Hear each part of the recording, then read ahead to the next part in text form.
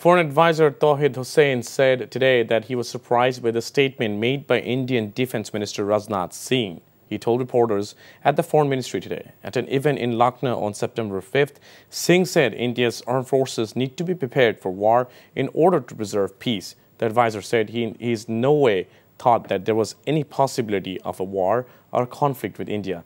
Rajnath Singh's statement is like beating around the bush.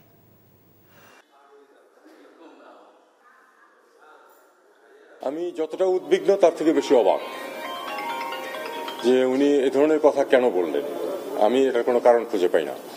আমি কোনো অবস্থাতেই মনে করি না যে ভারতের সাথে আমাদের কোনো যুদ্ধবিগ্রহ হওয়ার সম্ভাবনা আছে।